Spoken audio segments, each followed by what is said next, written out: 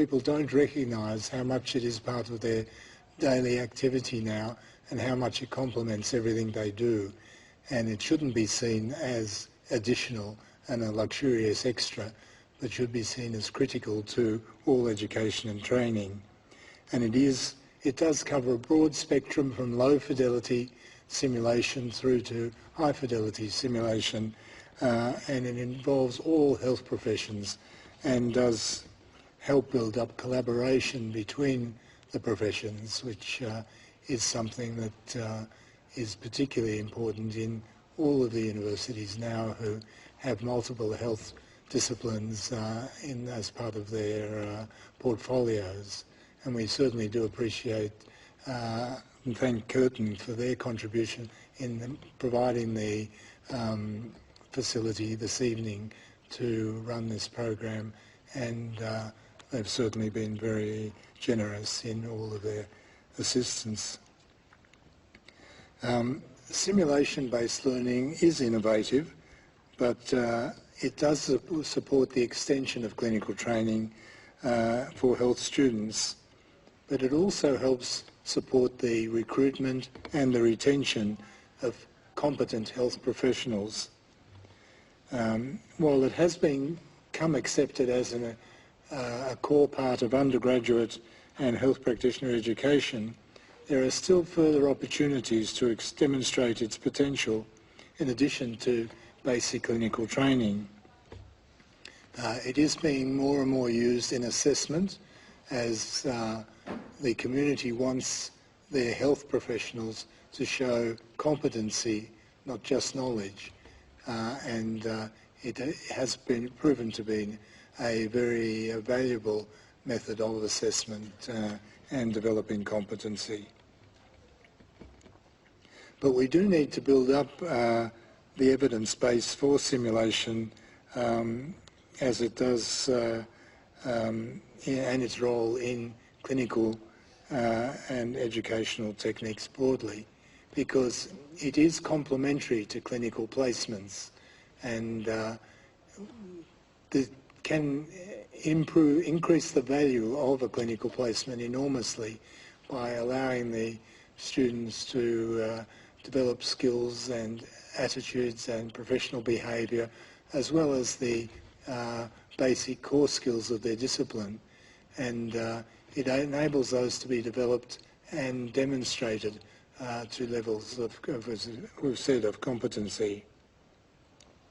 But it does mean that we do need the evidence base to demonstrate this, to convince those in government, particularly the Treasury, that they are not wasting money on investing in simulation.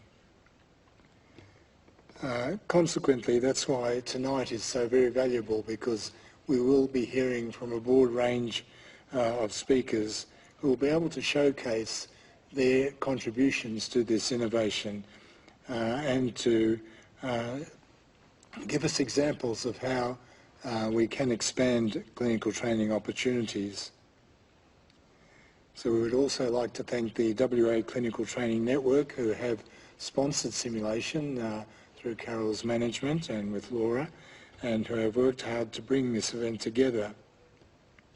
And we would like to thank all those who will be presenting this evening, and all of you for taking the time out to join us from your busy schedules.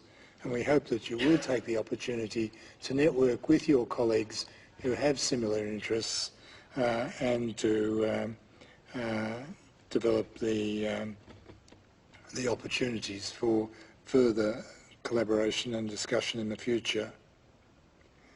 So I'm sure you'll find a great deal from the presentations today, and by having the opportunity to communicate and share information, knowledge and ideas with your peers. So once again, welcome, and I hope you do find it a very fruitful and valuable evening. Thanks.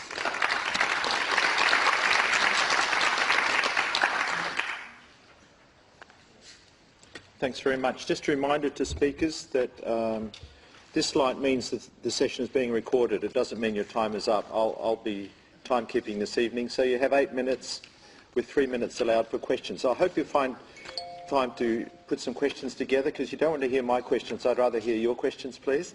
So we'll try and keep to that 8+3 format this evening. And if you go over 11 minutes, you'll have to deal with Lou and I. So firstly, can I invite Dr. Alina Miranda, who's from Curtin University, to give her first presentation. Thanks.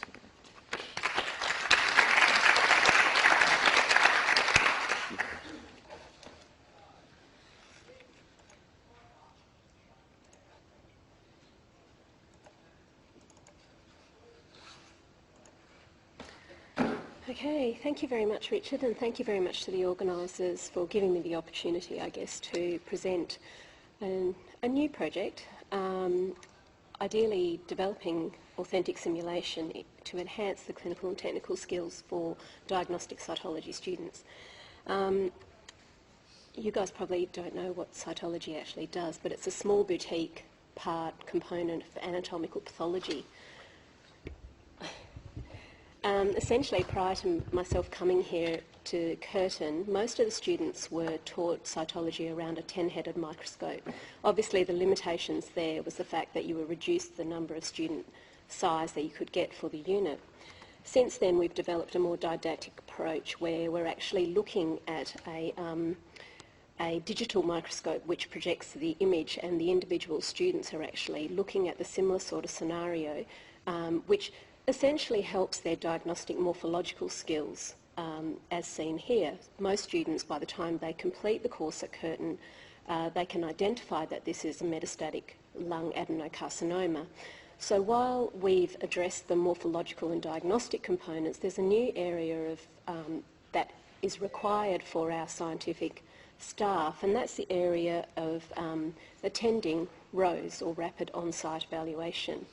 This is essentially a multi-step process which involves a multidisciplinary group of individuals, and it's utilised in both the private and public sector, and often it's involved in radiology laboratories, under ultrasound imaging such as EUS for pancreatic abnormalities and EBUS for endoscopic bronchial ultrasound abnormalities. We also perform ROSE in computerised tomography, and also more recently we've been asked to attend operating theatres where scientists are actually expected to don sterile equipment, including gloves for complex surgical procedures. The idea of trying to incorporate simulation in our unit here at Curtin is essentially that one of our students were out on work placement, and we were called to an operating theatre scenario where we had donned protective wear. However, what we didn't realise was that once I looked at the slides, that the patient had actually TB, so therefore we were at risk of exposure. So since then, students aren't allowed to attend operating scenarios. So I was hoping that we could bring that scenario to a safe environment and at a university level. This is an example of an endoscopic pancreatic ultrasound at G75 at QE2. Essentially, the difference between a bronchoscopy and an endoscopic pancreatic EUS is the fact that attached to the end of the bronchoscope you've got the capacity for ultrasound imaging, guided imaging. Once it's passed into the duodenum, the fine needle aspirate can be extended into the area of interest through the duodenal tissue into the tumour. Here we can see that it's a tumour of the head of the pancreas. This is the gastroenterologist, the patient. This is actually the scientist, and this is performed in G75, which is a ward. So it's not considered a sterile environment. And over here you can see that the scientist has, you probably can't see it, it's a very, very fine fibre optic needle which is given to the scientist to make the smears and then stained to give a preliminary diagnosis. In the private sector, scientists are expected actually to be on their own. So in Murdoch and at the New Midland, St John of God, the scientist actually is in attendance in the pathology laboratory, and are expected to prepare the smears and give the clinical staff a preliminary diagnosis of what they see. Ideally, what we can see here is that all the clinicians, whether it's the respiratory physician and the clinical nurses, registrars, they can all visualise and see the material that's being observed and how much material is required for further diagnosis. So why is this important? Why is this important in the practice today? Essentially, what we're aiming for is molecular diagnosis. With molecular targeting and correct molecular targeting, we can increase the patient survival rate. So on the left here, we can see a patient whose most of the left side of the lung is occluded by a malignancy, a tumour. This tumour was analysed for molecular diagnosis and was responsive to crizotinib, which is a tyrosine kinase inhibitor. After 12 weeks of treatment, this patient shows that most of this tumour has been residual, has been treated. So when you get a response like this, the benefits of molecular targeting is really, really quite helpful for the patient. So the aim is essentially to develop this type of simulation here at Curtin, where students can acquire the necessary skills to obtain, to work with syringes, with needles, to be able to have that clinical confidence to discuss clinical signs and symptoms with the respiratory physician or the gastroenterologist who's attending the procedure. I'm hoping that students can learn via simulation to increase their confidence, and I'm hoping that they can appreciate the complexity that's involved with this procedure to enhance student engagement. The method, I know it's only a small cohort, but it is a very unique area of anatomical pathology, and the cohort is mainly restricted because of the number of workplaces that we can actually put the students in. The cohort have already observed this scenario in the workplace, so while they have physically observed it in safe environments like ultrasound and in CT, they haven't actually adapted that procedure into practice. So while there are a number of endoscopic simulations, there isn't a scenario where you've got a scientist performing an endoscopic simulation, actually giving a preliminary diagnosis. The data will be collected via pre and post Likert questionnaires, and a focus group debriefing will be facilitated by an operator outside of the group of this study to reduce bias. Ideally, what we're hoping to do is to collaborate at a bigger level, either with another Australian university, and I've put QUT because I'm familiar that the course is being taught at QUT as well. And of course, I'd just like to acknowledge the team that have been involved with the project and putting this project together. Thank you very much.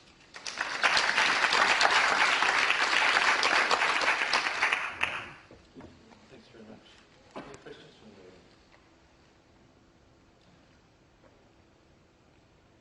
audience? I've seen something similar done with a group of people that prepare equipment for sterilisation, which would be the last thing you would think would be simulated. But they discovered that the way they package instruments and the way they package gowns and gloves made a big difference to the success rate of the people donning those gowns and gloves and things like that. Just so they gained a new appreciation of the people that were using them. Often there's lots of benefits that you don't anticipate when you start doing this type of thing, like where to stand in an operating suite so as not to get in the road of the other people. Do you see any other benefits apart from learning to work with a team? I think from diagnostic experience in the laboratory, what I've noticed is that a lot of the scientists that have come through, they've all thought, I didn't sign up to be in an operating theatre, and they're really not confident to be in that environment. And if a pathologist, most of the time they are accompanied in a pathologist in the public sector, in the private sector they're mostly on their own. And if they haven't got the confidence to try and to discuss the clinical findings or the clinical scenario or what the possible clinical diagnosis is, to be able to say, look, I'm sorry, I haven't got enough material for molecular targeting, could you be able to go back and get some more material? Most of the time, molecular targeting, that's all the material you're going to get. You're not going to go back and get any more material. So you want to make the most of the opportunity that you have at that time when you've got a patient anaesthetised and on the table. So that's the benefit, is basically getting them familiar with the scenario. Some of them may have to have assertiveness training too. Yes, To be able yes. to deal with clinicians.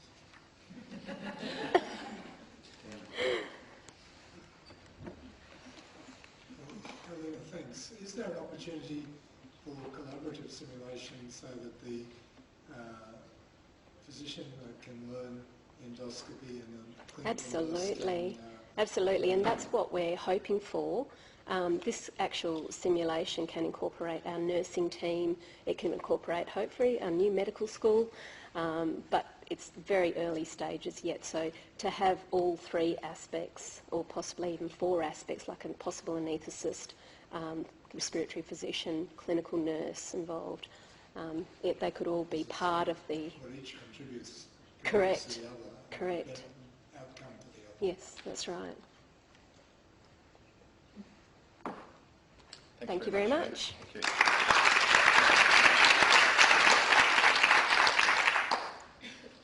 Can I welcome to the stage next, please, Dr. Ruth Blackham from CTEC.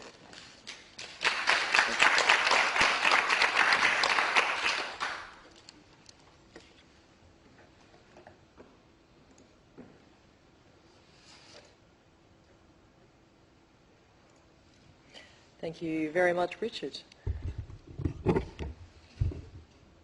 Okay.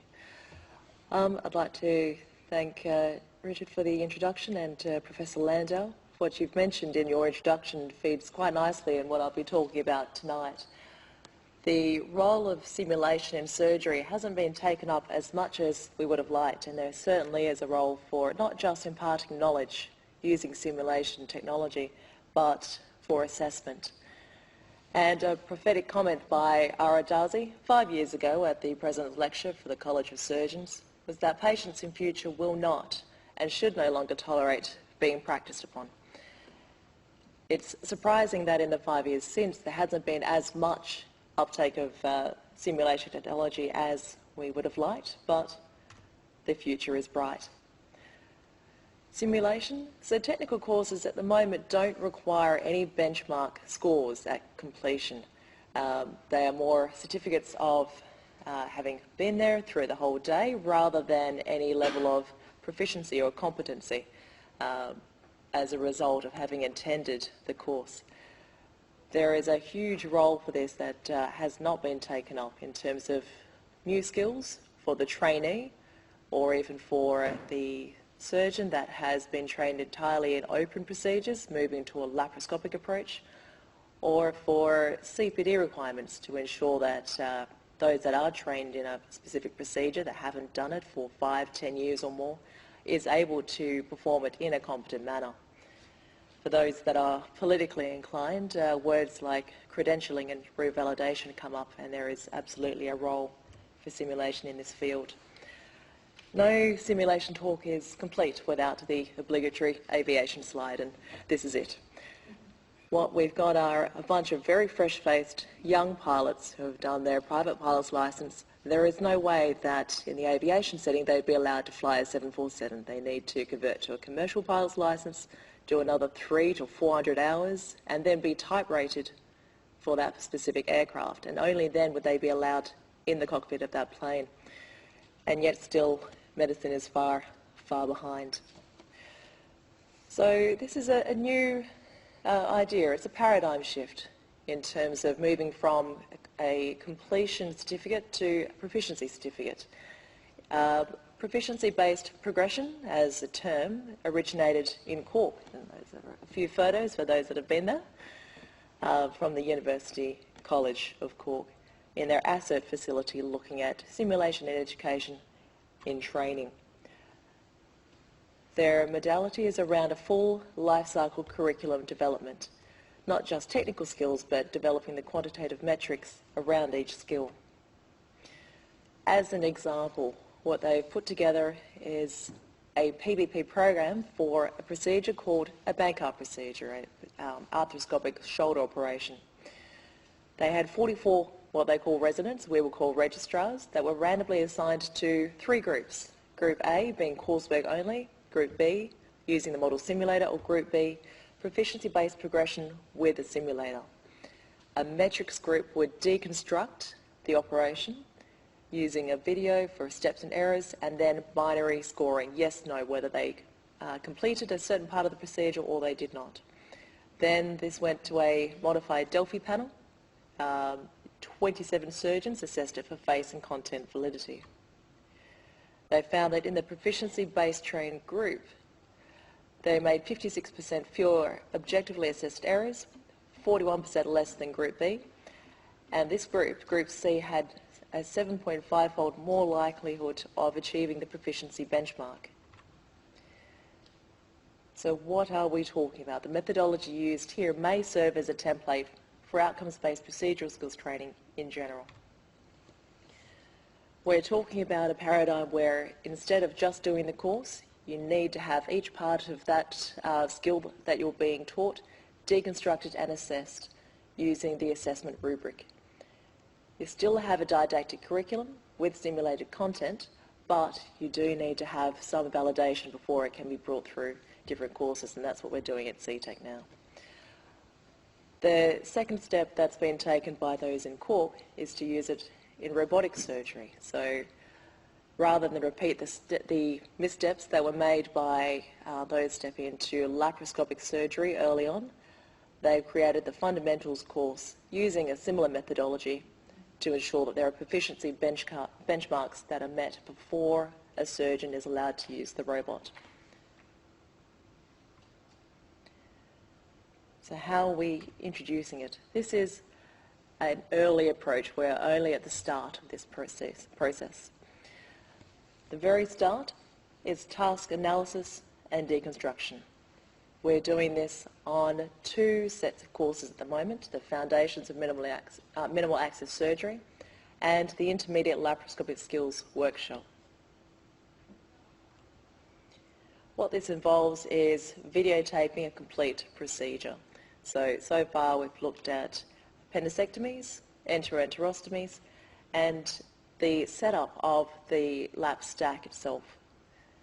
Even though most of the time if we walk into a theatre it's already set up for us, being able to appreciate how it's set up and troubleshooting is absolutely imperative. And so that's been deconstructed into an assessment rubric.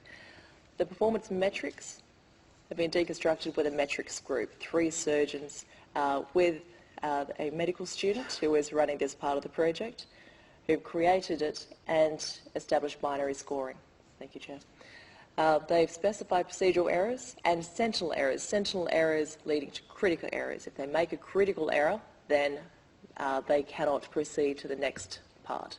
For example, if it's an appendicectomy, if a hole is made through the cecum, that's a fail. That will actually cause morbidity to the patient. They should not be allowed to proceed until they identify and rectify it. We're going to use an online expert Delphi panel. This is a novel approach. Once that's been established, construct validity needs to be created where you can discriminate between the experienced surgeon versus the novice, establishing the performance benchmarks, and the most controversial aspect, looking at how do you establish proficiency, which I'm sure will be a topic of debate for many years to come. Beyond that would be a randomised controlled trial, similar to what's been done in Cork. So the future here, the simulation can have a significant role in assessment. We need to be aware of the fact that at the moment there are many surrogate markers of competency, time and numbers in particular, where this field can use an evidence-based approach to ensure that the practitioner, the proceduralist or the surgeon meets this level of competency. It has a potential future role in trainee competency, proficiency and consultant revalidation. Thank you.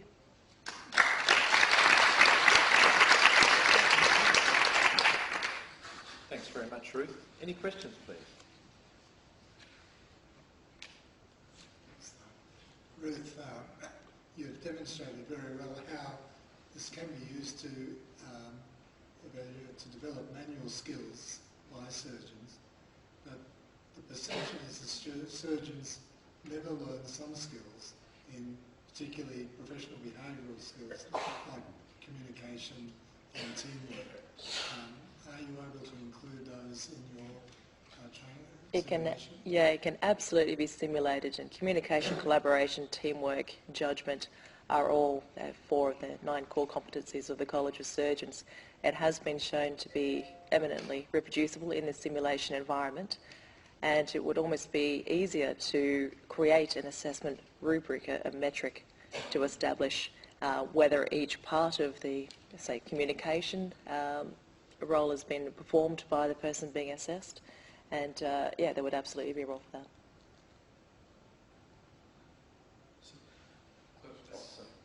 So I had a similar question. When you're talking about deconstructing the procedure, Lou asked how much, Lou, I guess, suggested that some of that could be non-technical skills or soft skills.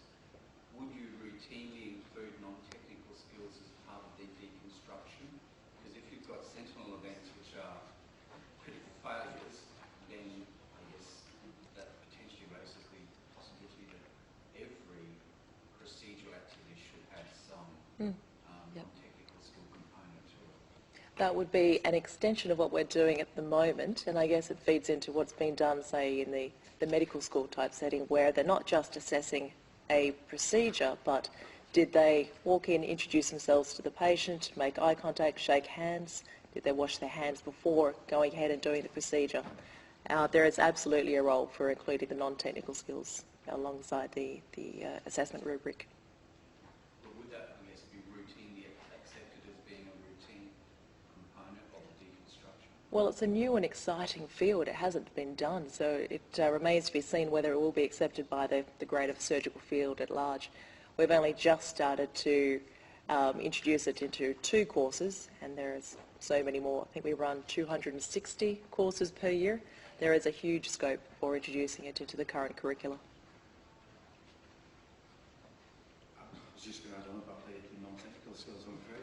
So when you compared the group that were going to all less likely to make an error, 7.5% time, or the success rate, were any of the non-technical skills involved in that assessment, or was it purely just down to the actual technical skill of the surgeon?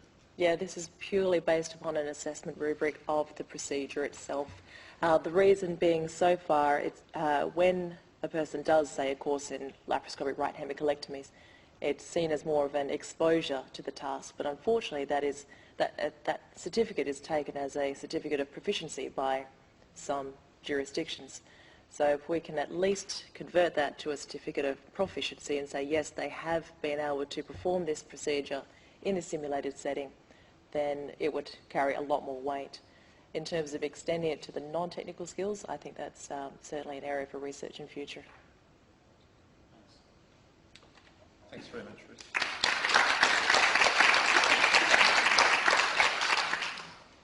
Can I introduce you to Professor Tony Wright next from Curtin University? Thanks, Tony. Thank you, Richard, and thank you for the opportunity to present at this forum this evening. Just get this up and running. Here we go. Okay, so it's my pleasure to be able to talk to you this evening about the Physiotherapy National Simulation Project, which has been really a major educational initiative for the physiotherapy profession. And the project has involved 16 physiotherapy schools right around Australia and coordinated from here at Curtin University. And I'd just like to acknowledge Penny, Katie and Stephen, who are members of the coordination team, and also acknowledge all of the project liaison officers at each of the other participating universities.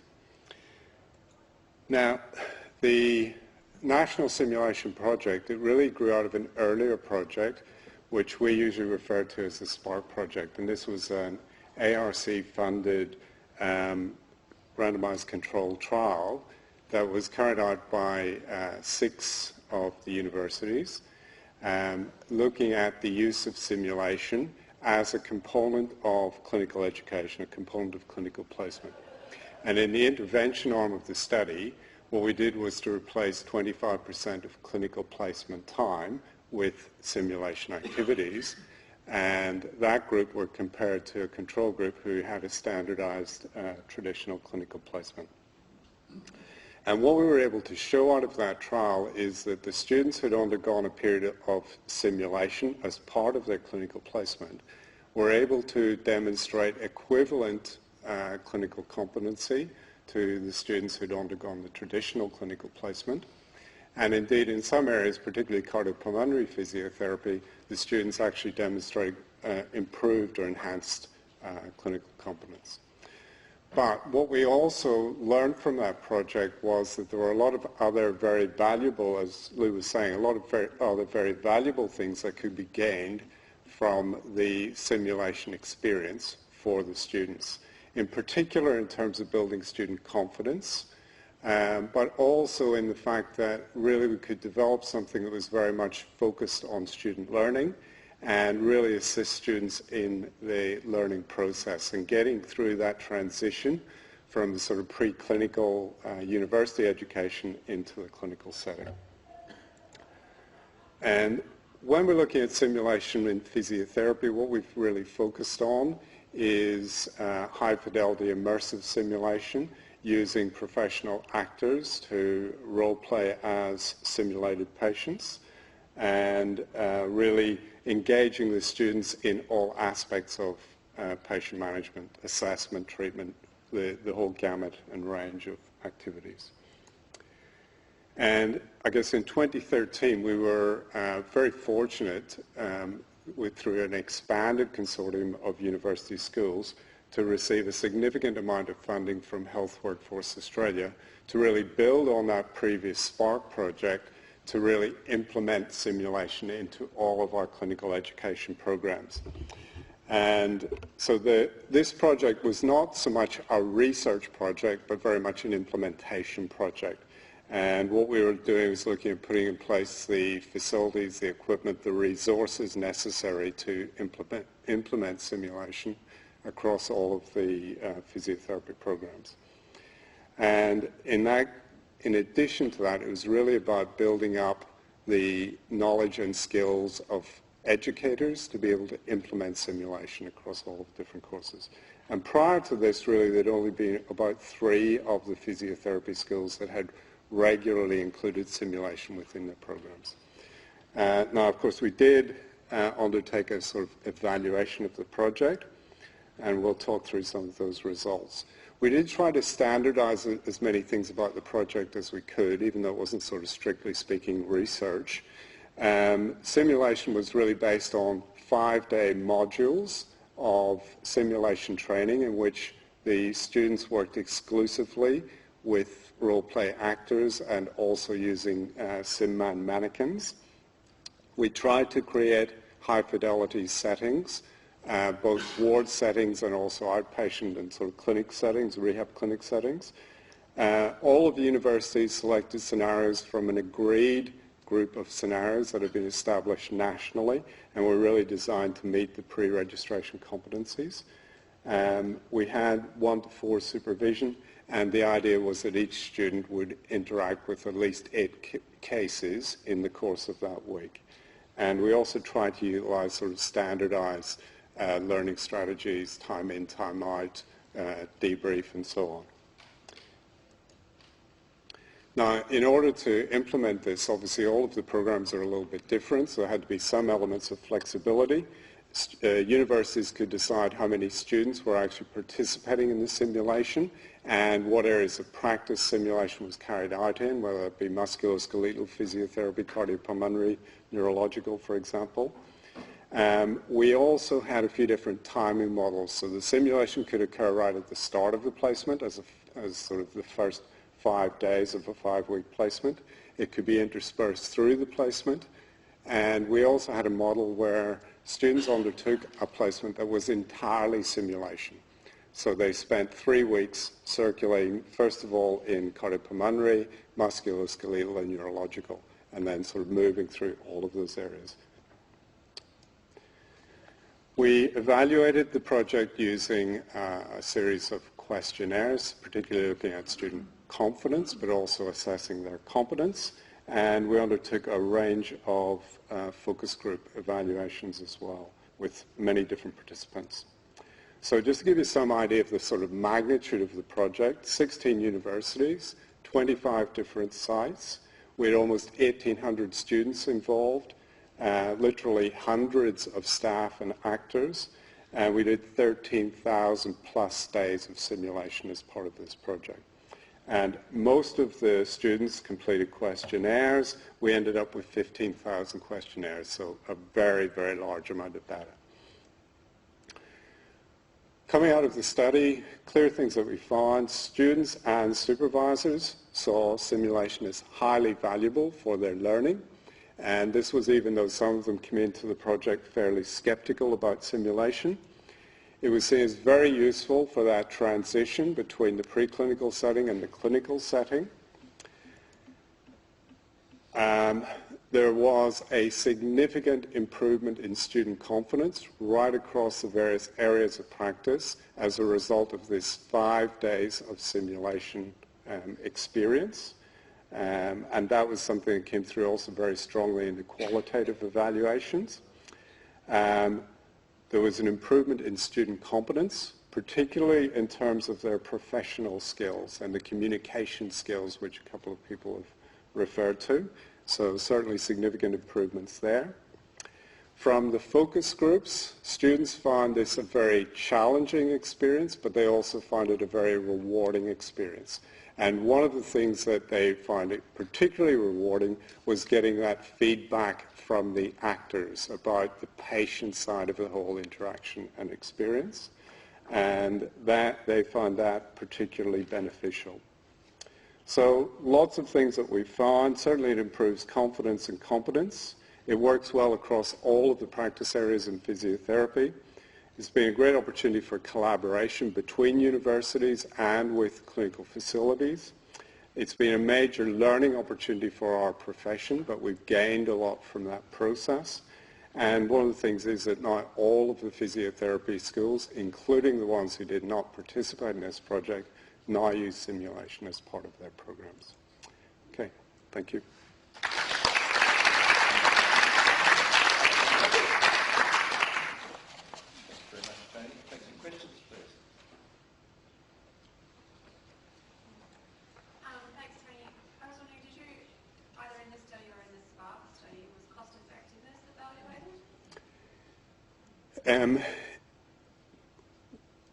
Certainly costs were evaluated.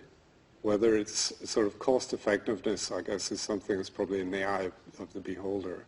But we did look carefully at costs. One of the things that we found was there's a lot of variation in cost across the country, in different states and different areas. And certainly there are costs associated with utilizing simulation. But I guess, again, against that cost, you have to look at the learning benefits, and the learning benefits are really very pronounced. Is there any way that you can follow the students up when they qualify to actually see if there's any improvement in their clinical competencies and using the same parameters that you used in the study? Yeah, we haven't followed it through in that sense to the graduates. But we have actually done interviews with some of the graduates just to, again, get their feedback once they're actually in practice in terms of how they feel this particular process as part of their education helped to prepare them. And we've certainly had positive feedback from graduates in that sort of situation. Yeah, it would be. It's probably another fairly large project in itself. Yeah. Time for one more question. What's the current status with the acceptance of simulated learning in the accreditation? accreditation body, which is the Australian Physiotherapy Council, did a review of the accreditation standards last year. We actually made a submission to that review, so simulation has now been incorporated into the standards as part of clinical education. Okay, thank you.